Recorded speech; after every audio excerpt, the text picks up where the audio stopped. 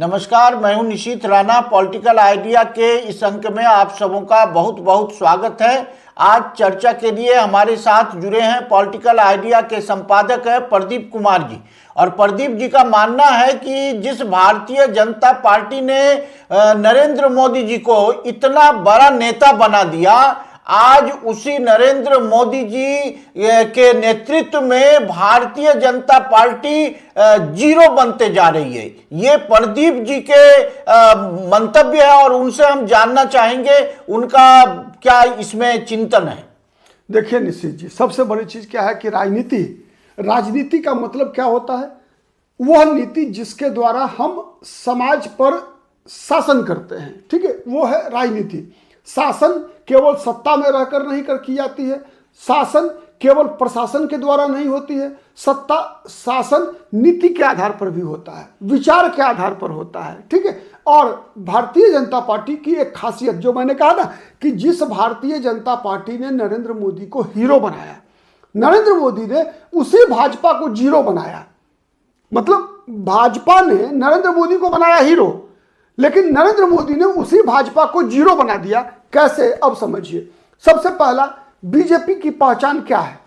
BJP की पहचान है कि Bharatiya Janata party, yes, BJP की पहचान है कि भारतीय जनता पार्टी एक कैडर बेस्ड पॉलिटिकल पार्टी है। कैडर है इसके पास, कैडर बेस्ड पॉलिटिकल पार्टी है। दूसरा पहचान क्या है कि भारतीय जनता पार्टी एक विचारधारा की पार्टी है, विचारधारा आधारित पार्टी है, ठीक है। अब दूसरा हो गया। तीसरा क्या है कि भारतीय जनता पार्टी में का मतलब नरेंद्र मोदी नहीं होता। भारतीय जनता पार्टी का मतलब होता है जब कैडर की पार्टी है, जब विचारधारा आधारित पार्टी है, तो भारतीय जनता पार्टी का मतलब है कि हर समय, हर 2 साल 3 साल पर कोई नरेंद्र मोदी जन्म लेना चाहिए बीजेपी में। क्या अब सवाल ये उठ रहा है कि जिस प्रकार की राजनीति बीजेपी में हो रहा है, वो राजनीति क्या है? वो व्यक्तिवाद की राजनीति है।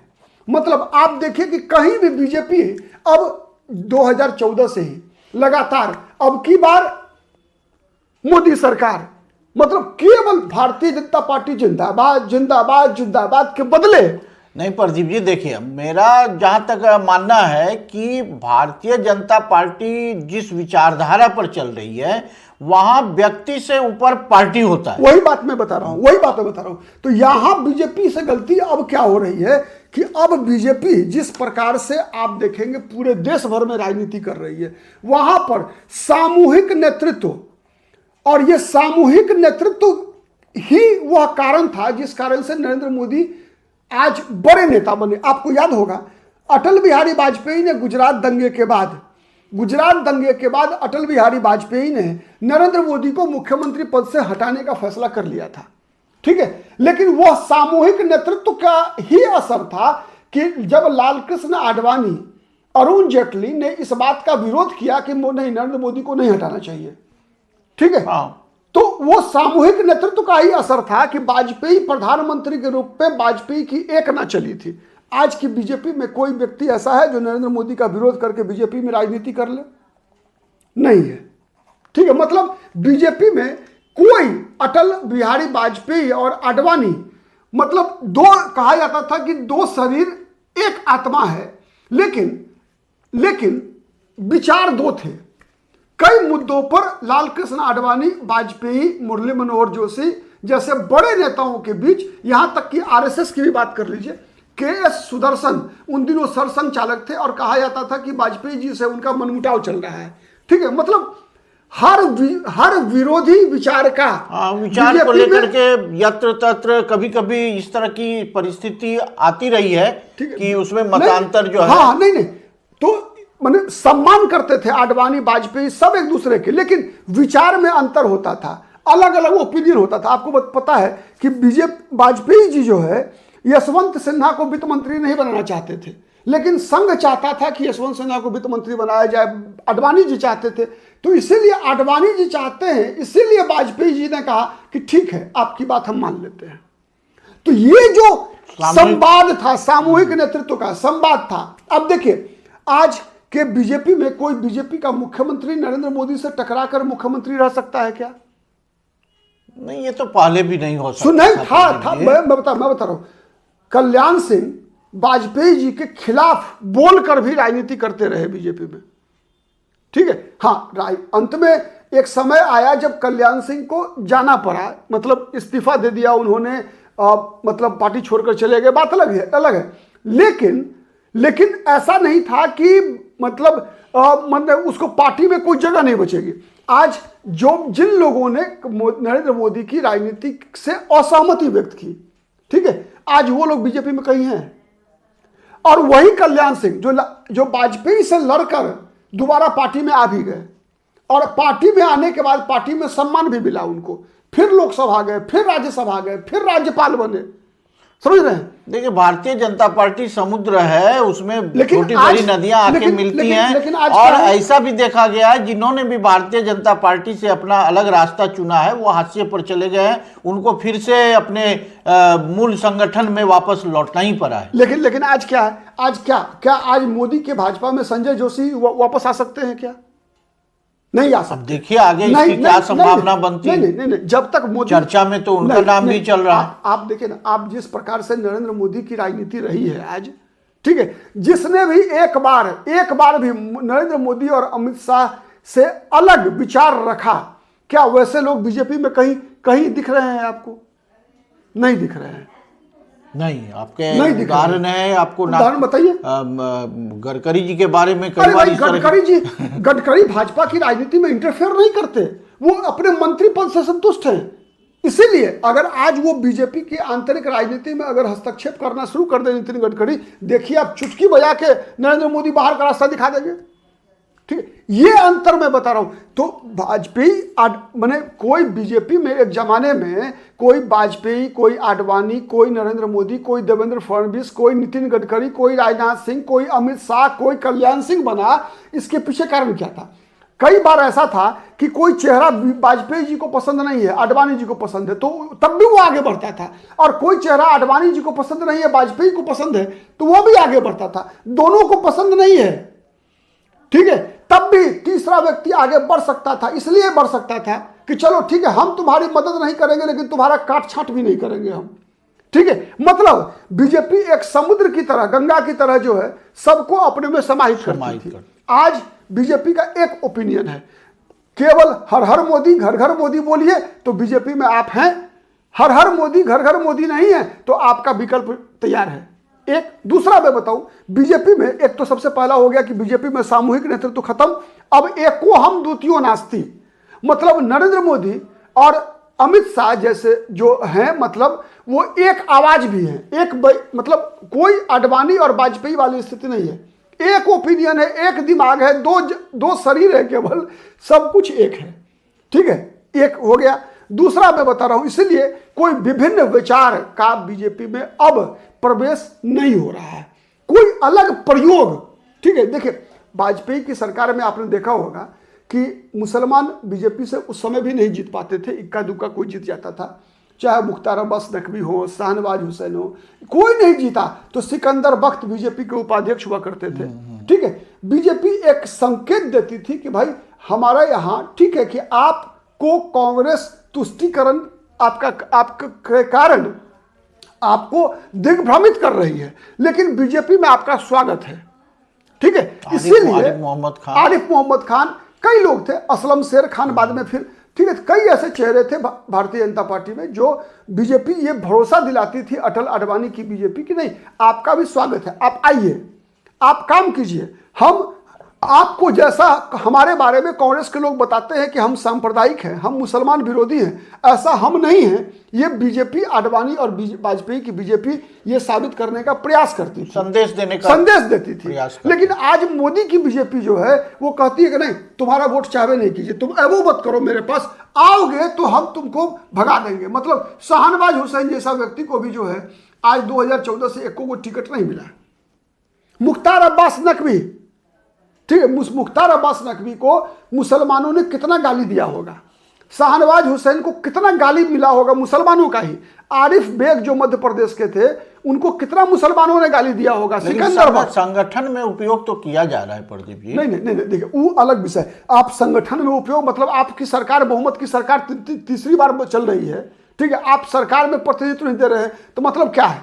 मैं ये नहीं कहता कि आप शाहनवाज को दीजिए, मैं आप ये नहीं कहता कि आप मतलब मुख्तार अब्बास नकवी को दीजिए, लेकिन आप मुसलमान को दीजिएगा ना भाई। देश में 14% आबादी है।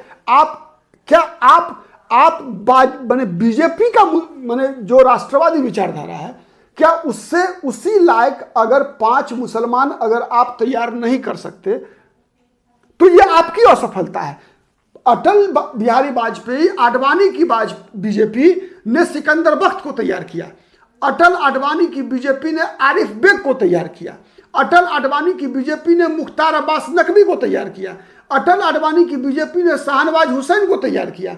अटल आडवाणी की बीजेपी ने कौन रिजवी थे उत्तर प्रदेश में, ठीक है, उनको तैयार किया। ठीक है, नरेंद्र मोदी और अमित शाह की बीजेपी ने किस मुसलमान को तैयार हाल किया? के दिनों में नेतृत्व का अभाव तो दिखाई पड़ रहा है। ये बात बता रहा हूं कि आपके बाद का जो विकल्प है भाजपा, जो भविष्य की भाजपा है, उसको कौन गढ़ेगा? अटल आडवाणी ने नरेंद्र मोदी को गढ़ा। ठीक है, जब गुजरात में नरेंद्र मोदी कैसे मुख्यमंत्री बने? जब वहां पर विवाद की स्थिति थी, केशुभाई पटेल और शंकर सिंह वाघेला, सुरेश भाई मेहता, कांसी राम राणा, सब बीजेपी के नेता आपस में लड़ रहे थे। तो एक ऐसी जाति जिसका कि बहुत कम वोट है वहां, उस व्यक्ति को केवल उस व्यक्ति के चारित्रिक कार्यकर्ता भाव है नरेंद्र मोदी में। ठीक है, एक कार्यकर्ता के रूप में जो कि गरीब परिवार से आता है, जिसके पिताजी चाय बेचने वाले थे, जिसके माता पिता, जिसके पास कोई चीज नहीं था, ना मनी पावर था, ना मसल पावर था, ना मैन पावर था, कुछ भी नहीं था, केवल वो संघ के प्रचारक थे, केवल वो विचारधारा से मतलब वैचारिक कार्यकर्ता था। ठीक है, उसके अंदर राष्ट्रवादी विचारधारा, बीजेपी की विचारधारा कूट के भरी हुई थी। और वाजपेयी ने कहा कि जाओ मुख्यमंत्री बन जाओ। ठीक है, चले गए, मुख्यमंत्री बने। लेकिन क्या अब कोई वैसा चाय वाले का बेटा तैयार हो रहा है? यह बड़ा बात है। अगर आज की बीजेपी में 3M कॉर्पोरेट, देखिए ना, मैं बताऊं आपको, हम लोग बिहार में हैं अभी। ठीक है, बिहार में कभी वाजपेयी जब आया करते थे पटना, ठीक है, तो यहां किसी कार्यकर्ता के घर पे ठहरा करते थे। ठीक है, किसी कार्यकर्ता के घर पर ठहरा करते थे। बैठकें बीजेपी की कहां होती थी? या तो पार्टी कार्यालय में, या किसी धनी कार्यकर्ता के घर पर। लेकिन अब समय के साथ बहुत बड़ा परिवर्तन हुआ है। परिवर्तन का मतलब क्या है कि आप जैसे वाजपेयी की बीजेपी, आडवाणी की बीजेपी कहती क्या थी कि चंदा वाला पैसा जो है समाज का पैसा है, इसका सदुपयोग होना चाहिए। अगर दुरुपयोग होगा तो जो पैसा देते हैं ना, वो हमें गाली देंगे, कहेंगे कि यार समाज का पैसा चंदा करके ले जाता है और फुटानी करता है। ठीक है, आज वो फुटानी आप चंदा के पैसा, सरकार के पैसे से तो नहीं कर रहे, और सरकार का पैसा खाने का आपको हक नहीं है पार्टी के लिए। तो आप चंदे के पैसे से जब होटल मौर्या में पूरा चुनाव भर आपके हजारों कार्यकर्ताओं के लिए 5 स्टार होटल्स बुक होते हैं, तो ये पैसा किसका है? क्या अटल बिहारी वाजपेयी, आडवाणी की बीजेपी, माने वो जो बीजेपी थी पुरानी, श्यामा प्रसाद मुखर्जी और दीनदयाल उपाध्याय की बीजेपी थी, वो बीजेपी जो कल्याण सिंह की बीजेपी थी, वो बीजेपी जो बिहार में जगदम्बी प्रसाद यादव की बीजेपी थी, वो बीजेपी जो जनार्दन यादव की बीजेपी थी, क्या वो बीजेपी होटल मौर्या में अपनी बैठकें और पत्रकार वार्ता किया करती थी? ये बात मैं कह रहा हूं। जब आपके पास गरीब परिवार का कार्यकर्ता जो 20 घंटा 24 घंटा केवल इसलिए काम करता था कि बीजेपी देश की राजनीति को बदलने वाली है। ठीक है, अब आप जब कॉर्पोरेट कल्चर लेकर आ रहे हैं पार्टी में, सीईओ जैसा व्यवहार कर रहे हैं, ठीक है, मनमाना व्यक्ति को टिकट दे देते हैं।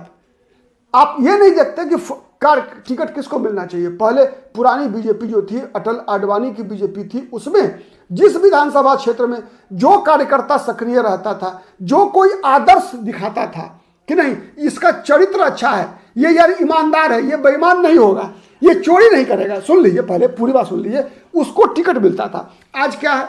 आज आप रहने वाले हैं भागलपुर के, आपको पार्टी पटना से चुनाव लड़ा देगी, इसलिए कि आपके गले में अगर कमल का निशान बंध गया तो कमल मोदी के नाम पर आपकी जीत की गारंटी है।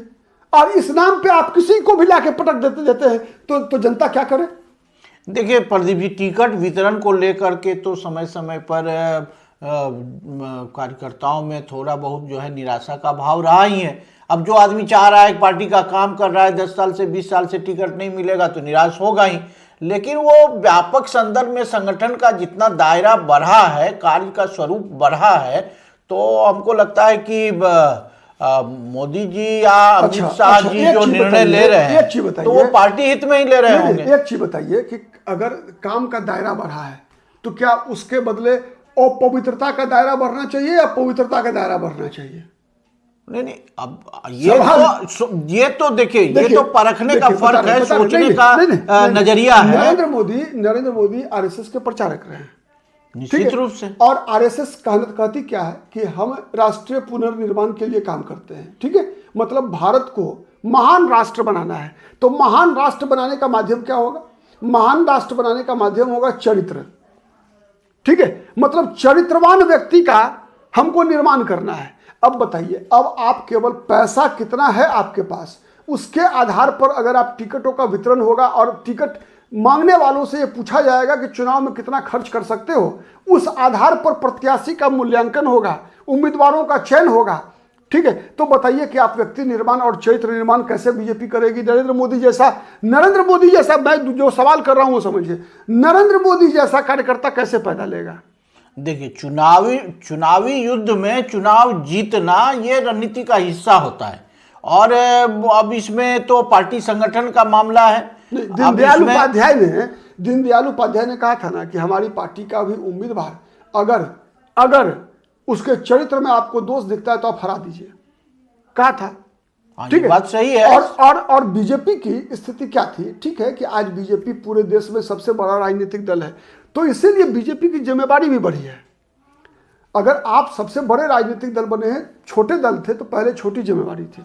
आज मैं ये बात कर रहा हूं, नहीं, कई लोग कहते क्या है ना, जैसा अभी आप भी बता रहे हैं, कई लोग कहते हैं कि भाई अब बीजेपी गंगा हो गई है, मतलब सबको संभाल लेती है, वॉशिंग मशीन की तरह। मैं बात सहमत हूं कुछ हद तक, कहावत है संगत का असर होता है, मैं मान रहा हूं, लेकिन इसका मतलब क्या है? इसका मतलब ये नहीं है ना कि आपके पास जो पहले से संत हैं, ठीक है, तो संत के होते हुए बाहर से अंगुलीमाल को लाकर आप संत बनाइएगा, ये तरीका नहीं है ना। देखिए, उस अंगुलीमाल के आने से अगर पार्टी को मान लीजिए 5 क्षेत्र में फायदा हो जाए और अंगुलीमाल फिर से साधु बन जाए, अच्छा, तो प्रयास करने में क्या दिक्कत है? और इस चक्कर में कहीं आपके संत कहीं अंगुलीमाल बन गए तो ये तो पार्टी संगठन के लिए प्रश्न नहीं, ये सवाल है ना। हम लोग अपना, ये बात मैं कह रहा हूं कि अगर मान लीजिए जो कोई भी आपके साथ बीजेपी के साथ 20 साल 25 साल 30 साल की राजनीति कर रहा है, हम लोग देखते हैं समाज के अंदर कई ऐसे लोग हैं, ठीक है। अब वो लोग जुड़े इसलिए नहीं थे कि बीजेपी के विधायक सांसद से उनको ठेकेदारी मिलेगी, सुनिए पहले। लेकिन कुछ जमीनी कार्यकर्ताओं को भी तो हर एक चुनाव में मौका मिल रहा है, ऐसा बात नहीं है। देखिए 2 चीजें हैं, आप कुछ गलत लोगों को टिकट दे दीजिए, चल जाएगा, ठीक है।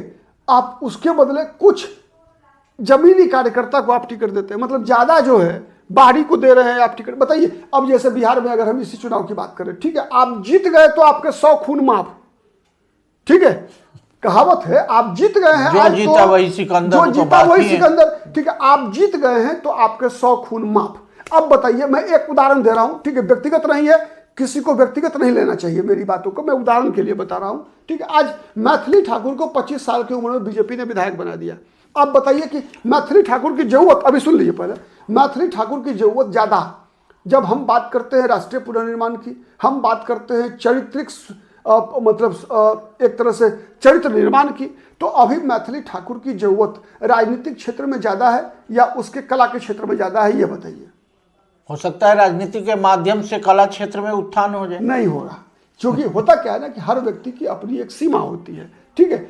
और जो व्यक्ति जो 20 साल 25 साल से, बहुत सारे लोग होंगे जो उसी विधानसभा क्षेत्र में लगातार कष्ट करके संघर्ष कर रहे हैं, ठीक है, और लगे हुए हैं।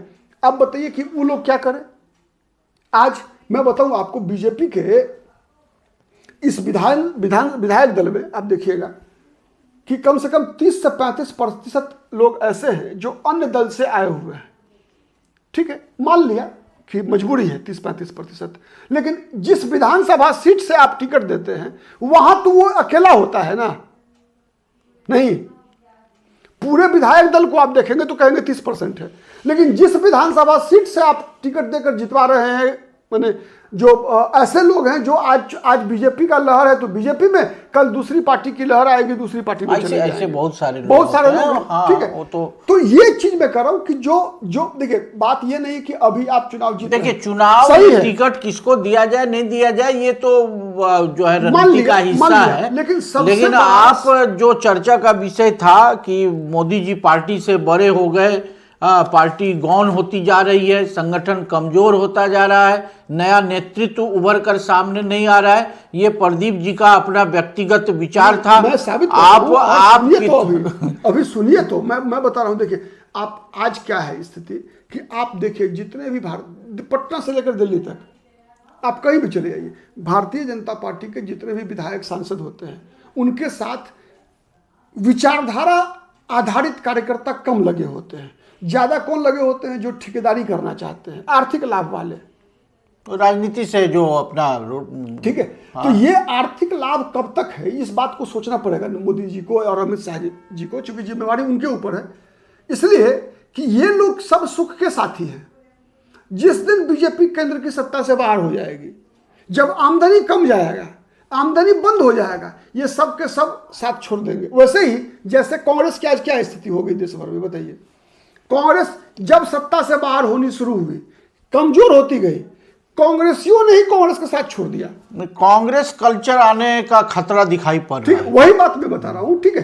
तो ये मोदी बनना जो है वो जारी रहना चाहिए, और मोदी बनता है विचारधारा से, मोदी बनता है चरित्र से, ठीक है। मतलब सर्वस्व त्याग करने वाला जो होता है कि समाज में सामाजिक काम करने वाला जो सब कुछ त्याग करके आता है, ठीक है, वैसे लोगों की उपेक्षा, वैसे लोगों की अगर पार्टी में उपेक्षा होती है, नंबर 1। नंबर 2, ये प्रदर्शन, धर्म का प्रदर्शन, ये सब कहावत है, money is a bad master, money is a bad master. मतलब सबसे बुरा मालिक अगर आपका कोई हो सकता है तो पैसा है, ठीक है।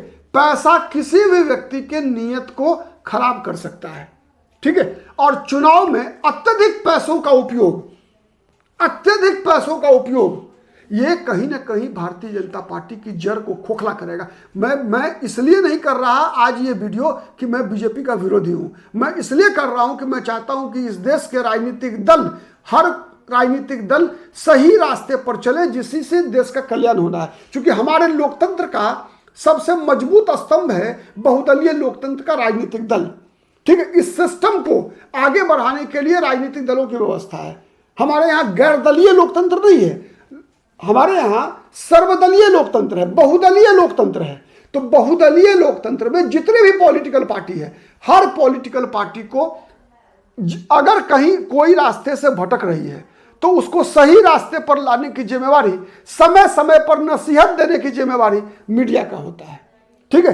तो भारतीय जनता पार्टी जैसे कैडर बेस्ड ऑर्गेनाइजेशन को, विचारधारा आधारित संगठन को 2 चीजों पर काम करना होगा। हर वक्त कभी भी उसके कैडर्स की उपेक्षा नहीं होनी चाहिए। वो कार्यकर्ता जो केवल और केवल विचारधारा के कारण आपसे जुड़ा है, उसकी उपेक्षा करने का परिणाम ही होता है कांग्रेस बन जाना, ठीक है। एक, ठीक है। और दूसरा यदि आपके कहावत है, मैंने कहा money is a bad master, अगर पैसा के आधार पर आपने कार्यकर्ताओं का मूल्यांकन किया और पैसा दिखाया कार्यकर्ताओं को, आप अगर 5 स्टार होटल में, 5 स्टार कल्चर में अगर आप राजनीति को ले जा रहे हैं, तो यह राजनीति देश को खोखला करेगी। इस बात को समझना होगा, और इसको बचाने की जिम्मेवारी केवल बीजेपी की नहीं है, सभी दलों को, हर चुनाव आयोग के, हर राजनीतिक दल को चुनाव में फिजूल खर्ची बंद होना चाहिए। इसीलिए मैं बताऊं, आज हम इस वीडियो का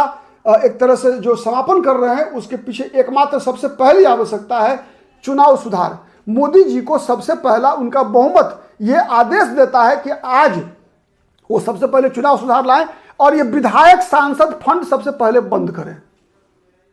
विधायक सांसद फंड भ्रष्टाचार की गंगोत्री है, भ्रष्टाचार को बढ़ावा मिलता है, ठीक है।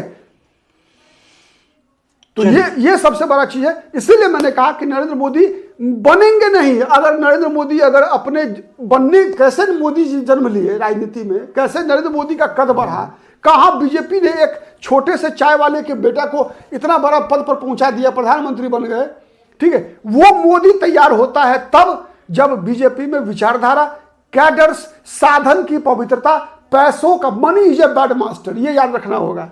आज बीजेपी कॉर्पोरेट कल्चर में पल रही है, इससे बचना होगा बीजेपी को, तभी बीजेपी मोदी लगातार पैदा करती रहेगी। अमित शाह, अटल बिहारी वाजपेयी, लालकृष्ण आडवाणी, देवेंद्र फडणवीस, बाबूलाल मरांडी, ऐसे लोग बीजेपी में पैदा लेंगे, सुशील मोदी पैदा लेगा तभी, अन्यथा जय सिया राम।